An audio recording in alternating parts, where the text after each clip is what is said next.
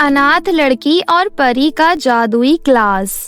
बहुत समय पहले सोनिया नाम की एक लड़की अपनी सौतेली माँ करिश्मा और अपने सौतेले भाई मनीष के साथ रहती थी। सोनिया पढ़ने लिखने में बहुत होशियार थी, इसलिए वो क्लास में हमेशा फर्स्ट आती थी।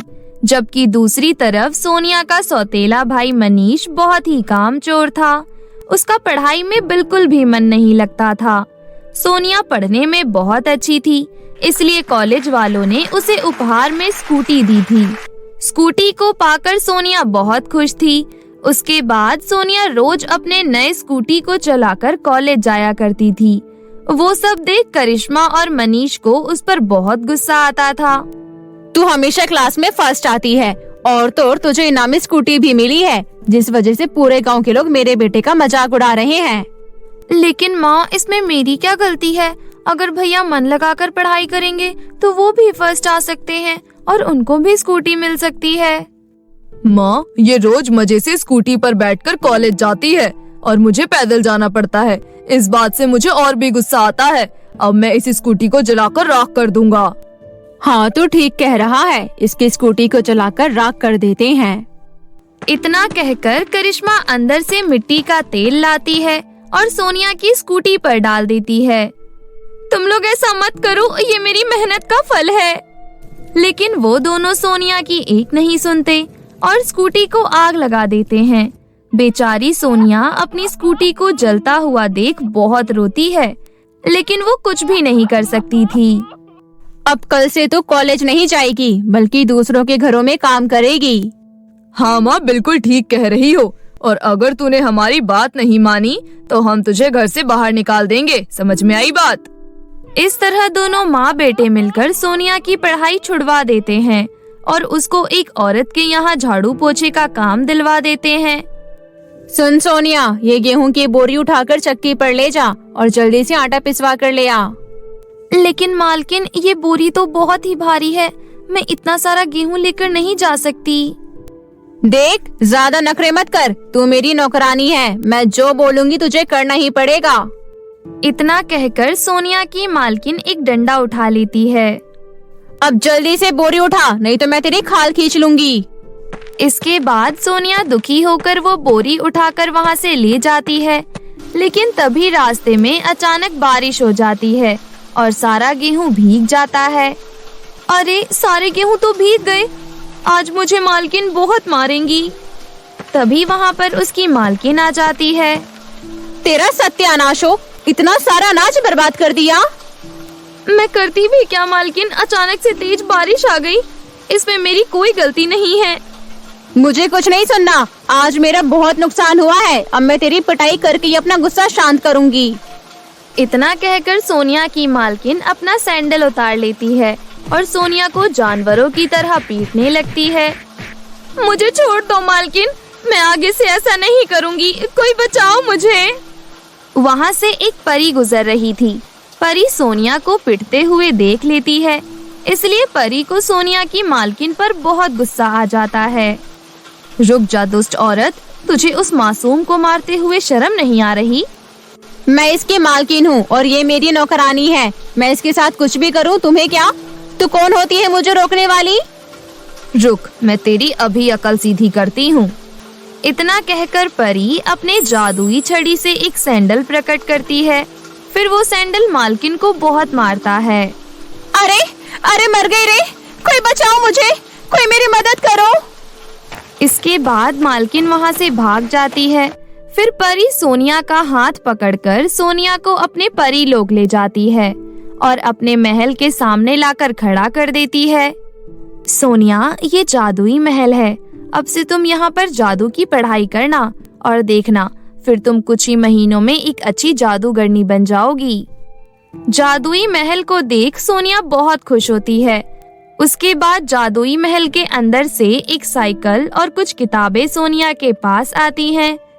ये जादुई साइकिल है, ये साइकिल तुम्हें तुम्हारे घर से उड़ाकर यहाँ पर ले आएगी।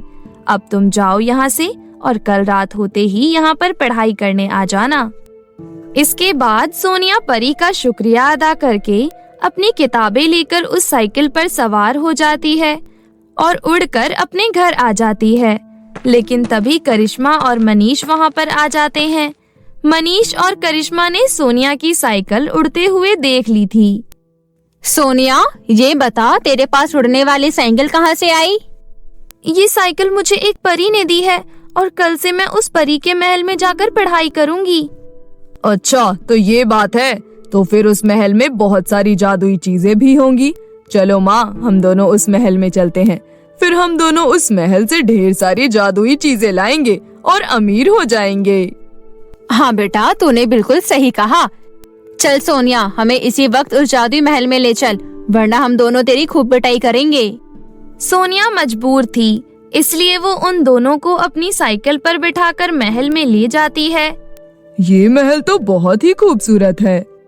इसके बाद दोनों माँ बेटे महल के अंदर दाखिल होने लगते हैं, लेकिन तभी वहाँ पर परी आ जाती है और अपनी जादुई छड़ी घुमाकर दोनों माँ बेटे को उल्टा लटका देती है और नीचे जमीन में आग लगा देती है।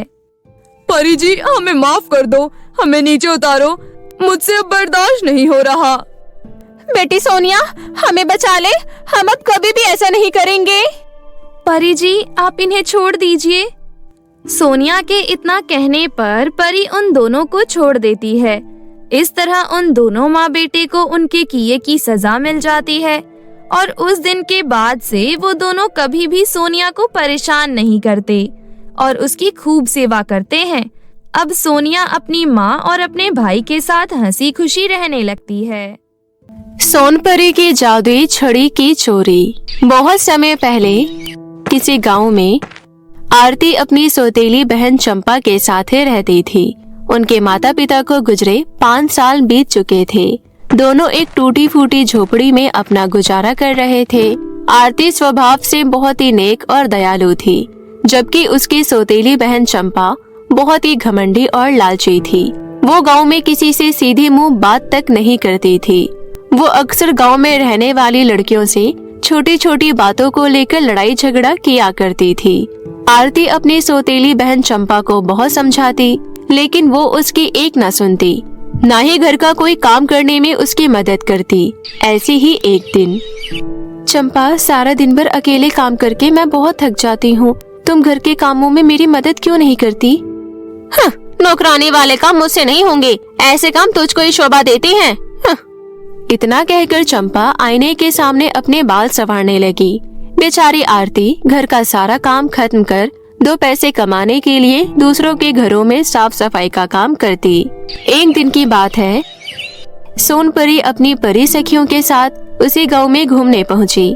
वहां सुंदर बहता हुआ झरना देख सभी परियां वहीं रुक गई और झरने के नीचे नहाने लगी। तभी इत्तेफाक से चंपा घूमते घूमते वहां जा पहुंची और मन ही मन बोली, घर में बैठे बैठे बोर हो रही थी, आज क्यों न झरने के नीचे नहाने का आनंद लूं, मूड फ्रेश हो जाएगा। उस आरती की बच्ची ने सुबह सुबह मेरा सारा मूड खराब कर दिया। लेकिन तभी परियों को झरने के नीचे नहाते देख चंपा घबराते हुए एक पेड़ के पीछे छुप गई और बोली, मैं कोई सपना तो नहीं देख रही, और ये तो परियां हैं। तभी आपस में परियां बात करने लगी। राजकुमारी सोनपरी, आज फिर से आप रानी परी को बिना बताए पृथ्वीलोक घूमने आ गई। अगर उन्हें पता चल गया तो बहुत गुस्सा होंगी, इसलिए जल्दी से यहाँ से चलते हैं। अरे अभी अभी तो आई हैं, इतनी जल्दी भी क्या है? वैसे भी रानी माँ को कुछ पता नहीं चलेगा, वो चंद्रलोक किसी काम से गई है, उन्हें आने में समय लगेगा। अब ये सब बातें छोड़ो और झरने में नहाने का आनंद लो। चंपा उनकी बातें बड़े ही ध्यान से सुन रही थी। तभी चंपा की नजर झरने के पास एक चट्टान पर रखी चमकती हुई चीज पर पड़ी। फिर वो हैरानी से बोली, अरे ये तो जादुई छड़ी है, लगता है इन्हीं में से किसी परी की है। क्यों ना मैं ये जादुई छड़ी चुरा लूं, फिर तो मेरे पास किसी चीज की कोई कमी नहीं होगी। ये कहते हुए उन परियों की नजरों से बचकर चंपा जादुई छड़ी चुराकर वहाँ से भाग गई। कुछ देर बाद जब सोनपरी अपनी सखियों के संग झरने से बाहर आई और चट्टान के पास अपनी जादुई छड़ी ना पाकर सोनपरी के होश उड़ गए। अरे मेरी जादुई छड़ी कहाँ गई? मैंने तो यहीं रखी थी। राजकुमारी, लगता है किसी ने आपकी जादुई छड़ी चुरा ली है। रानी माँ को पता चलेगा तो वो बहुत गुस्सा होंगी। अब मैं क्या करूँ? राजकुमारी, अब आप जल्दी से परीलोक चलिए और रानी माँ को सच सच बता देना। पता है, रानी माँ ने मुझे जन्मदिन पर जादुई छड़ी उपहार में दी थी। उन्हें मैं कैसे बताऊंगी? मुझे बहुत डर लग रहा है। बताना तो पड़ेगा। आपके पास कोई और दूसरा रास्ता भी तो नहीं है। अब चलिए, वैसे भी बहुत देर हो चुकी है। उसके बाद सोनपरी अपनी सखी परियों के साथ वापस परीलोक लौट गई और महल पहुंचकर सोनपरी अपनी माँ रानी परी को डरते हुए सारी सच्चाई बताई, जिसे सुनते ही रानी माँ गुस्से से बोली, मेरी बेटी होकर तुम इतनी लापरवाह हो। अगर जादुई छड़ी किसी गलत हाथों में लग गई तो बहुत बड़ी मुसीबत खड़ी हो जाएगी। माँ, मुझसे बहुत बड़ी गलती हो गई, मुझे माफ कर दो। मैं ऐसी गलती दोबारा नहीं करूंगी माँ। अच्छा ठीक है, अब तुम रोना बंद करो। मैं तुम्हारी जादुई छड़ी का पता जल्दी लगा लूंगी। वहीं दूसरी ओर चंपा जादुई छड़ी लेकर खुशी खुशी अपने घर पहुंची। अब मैं इस जादुई छड़ी का इस्तेमाल कर अपनी मनपसंद चीजें प्रकट कर सकती हूँ। मैं सबसे पहले अपने लिए ढेर सारे फैशनेबल कपड़े, गहने और मेकअप का सामान मांग लेती हूँ। ये कहकर चंपा ने जादुई छड़ी घुमाई और पलक झपकते ही उसकी कही हुई सारी चीजें प्रकट हो गई। चंपा ये देख खुशी से झूम उठी। अरे वाह, मुझे तो अपनी आंखों पर विश्वास नहीं हो रहा। अब देखती हूँ गांव की लड़कियां मुझे कैसे नीचा दिखाती है। अब मैं अपने लिए ब्रांडेड टीवी और फ्रिज भी मांगती हूँ। फिर मैं बैठकर मजे से अपना फेवरेट टीवी सीरियल देखा करूँगी और फ्रिज का ठंडा पानी भी पिया करूँगी। ये कहते हुए चंपा ने फिर से जादुई छड़ी घुमाई और देखते ही देखते एक बड़ा एलईडी टीवी और फ्रिज प्रकट हो गया। उसके बाद चंपा मजे से अपने कमरे में बैठकर टीवी देखने लगी। शाम को जब थकी हारी आरती काम पर से घर लौटी तो घर पर टीवी और फ्रिज देख हैरानी से चंपा से बोली, अरे चंपा, ये टीवी और फ्रिज किसका है? ये मेरा है। क्या कहा? पर ये सब लाने के लिए तेरे पास इतने पैसे कहाँ से आए? मुझे पैसों की क्या जरूरत, मेरे पास जादुई छड़ी है ना। जादुई छड़ी? हाँ, ये देख, मेरे पास परी की जादुई छड़ी है। पर तेरे पास परी की जादुई छड़ी आई कहाँ से? मैं ये जादुई छड़ी चुरा कर लाई हूँ। ये कहते हुए चंपा आरती को सारी बात बताती है। सारी बात सुन आरती चंपा को समझाते हुए बोली, ये तूने अच्छा नहीं किया। तुझे परी की जादुई छड़ी नहीं चुरानी चाहिए थी। अगर परी को तेरे बारे में पता चल गया तो वो तुझे कड़ी सजा देंगे। अपनी बकवास बंद कर, मुझे पता है तू मुझसे बहुत जलती है। अब जा यहाँ से और मुझे मेरा फेवरेट सीरियल देखने दे, समझी? इतना कहकर चंपा आरती की बात को अनसुना कर टीवी देखने में मग्न हो गई। कुछ देर बाद चंपा को जब भूख लगी तो उसने जादुई छड़ी की मदद से अपने लिए ढेर सारा स्वादिष्ट पकवान प्रकट कर मजे से खाने लगी। वहीं बेचारी आरती सूखी रोटी खाकर सो गई। फिर अगली सुबह चंपा नए कपड़े और गहने पहनकर गांव भर में घूमने लगी। चंपा को देख गांव की लड़कियां हैरानी से आपस में बातें करने लगी। अरे देखो तो, इस चंपा को कितना इतरा रही है। इसके पास नए कपड़े और गहने कहाँ से आए? कहीं से चुरा कर लाई होगी। इस भिखारन के पास इतने पैसे कहाँ जो अपने लिए ढंग का कपड़ा भी खरीद सके। मुझे तो लगता है कहीं से मांग कर लाई होगी, किसी ने तरस खाकर दे दिया होगा। भिखारिन को। ये कहते हुए लड़कियां चंपा पर हंसने लगी। तब चंपा गुस्से से बोली, मेरा मजाक उड़ाना बंद करो, समझी? वरना अच्छा नहीं होगा। लेकिन लड़कियों ने उसका मजाक उड़ाना बंद नहीं किया। ये देख चंपा गुस्से से तिलमिलाकर बोली, रुको, लगते तुम ऐसे नहीं मानोगी। मैं अभी तुम्हें मजा चखाती हूँ। ये कहते हुए चंपा ने जादुई छड़ी घुमाई और उन सभी लड़कियों के बालों में आग लगा दी। देखते ही देखते उन सभी के बाल जल गए और वो गंजी हो गई। हम गंजी हो गए। हमारे सारे बाल जल गए। अब हमसे शादी कौन करेगा? रोना धोना बंद करो और भागो यहाँ से। अभी तो सिर्फ तुम्हारे बाल ही जलाए हैं। गुस्सा दिलाए तो तुम सभी को जलाकर राख कर दूंगी। चंपा की बात सुन सभी लड़कियां डरकर वहाँ से भाग खड़ी हुई। ये देख चंपा जोर जोर से हंसने लगी। उन लड़कियों को मैंने अच्छा सबक सिखाया। अब देखती हूँ कैसे मुझसे नजरें मिलाती है। घर आकर चंपा कुछ सोचते हुए बोली, मेरे पास नए कपड़े और गहने तो ढेर सारे हैं। फिर मैं इस टूटी फूटी झोपड़ी में क्यों रहूं? क्यों ना मैं अपने लिए आलीशान बंगला बनवा लूं। मेरे पास जादुई छड़ी जो है, अब मैं अपनी जिंदगी ऐश आराम से बिताऊंगी। ये कहते हुए चंपा ने जादुई छड़ी का इस्तेमाल कर अपने लिए आलीशान बंगला प्रकट किया। अरे वाह, ये बंगला तो बहुत ही सुंदर है, लेकिन मेरे बंगले के आसपास गांव वाले के बने झोपड़ी बिल्कुल भी अच्छे नहीं लग रहे। अब मैं गांव वालों को यहाँ से भगा दूंगी। उसके बाद चंपा सब गांव वालों को धमकाते हुए बोली, सुनो तुम सब लोग, जल्दी से गांव खाली करके यहाँ से चले जाओ, वरना तुम सबके घर चलाकर राख कर दूंगी। ये तुम क्या कह रही हो? कहीं तुम्हारा दिमाग तो नहीं खराब हो गया?